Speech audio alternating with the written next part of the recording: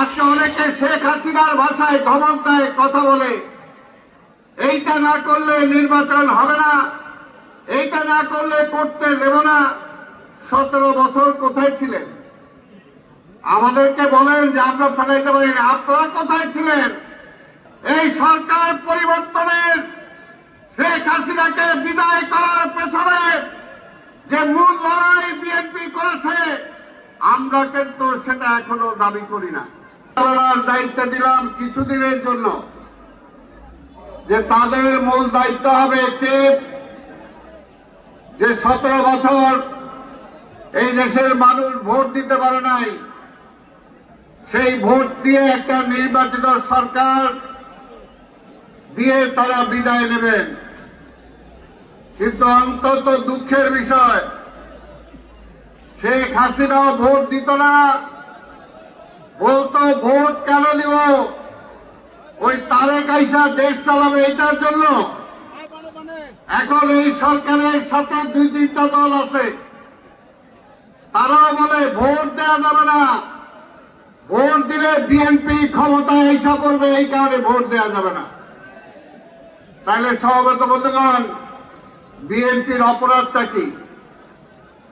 বিএনপির অপরাধ হল বিএনপির জনপ্রিয়তা। দীর্ঘ 17 বছর এই বিএনপির নেতা কর্মী, এই আজকে হাজার হাজার কর্মীরা এখানে আছে, কোন একটা কর্মী বাদ দেওয়া যাবে না যার নামে মামলা হয় নাই, কোন একটা কর্মী নেতা বাদ দেওয়া যাবে না যাকে জেলখানায় নেওয়া হয় নাই। কিন্তু তারপরেও বিএনপি কোনো ক্ষতি করতে পারে নাই। তাই ডক্টর ইউনূস সাহেব, আপনাকে বলবো, ওই আবল তাবল কথা শুনেন না। ওই আবল তাবল কথা শুনে একসময় শেখ হাসিনা পাগল হয়ে বিদায় নিছে।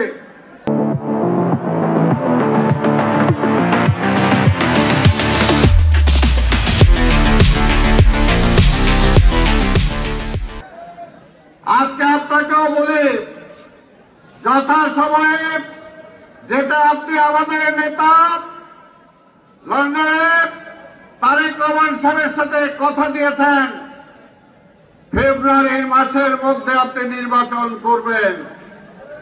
যদি একটা এদিক থেকে এদিক সেদিক হয়, তাহলে কিন্তু আপনার পালানোর পথ খুঁজতে হবে।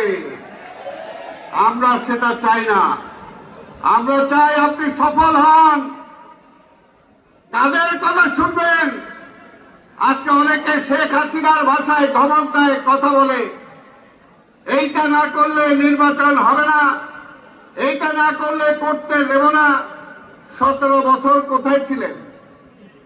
আমাদেরকে বলেন যে আমরা ফেলাইতে পারি না, আপনারা কোথায় ছিলেন?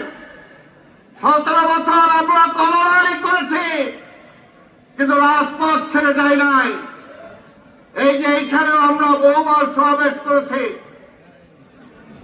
লাস্ট যখন সমাবেশ করে তখন মঞ্জু জেলে তানভীর আহমেদ নবীন ভারপ্রাপ্ত সদস্য সচিব ছিল।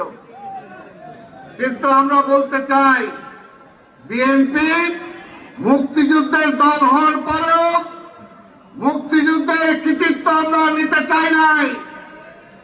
এখনো এই সরকার পরিবর্তনের শেখ হাসিনাকে বিদায় করার পেছনে যে মূল লড়াই বিএনপি করেছে, আমরা কিন্তু সেটা এখনো দাবি করি না। আমরা বলি, দেশের অধিকার মানুষ হারিয়ে ফেলেছে, সেই অধিকার ফেরত চাই। আমরা ভোটের অধিকার ফেরত চাই, যে ভোটের অধিকার শেখ হাসিনা ওই ভারতের জিম্মি রাখছিল।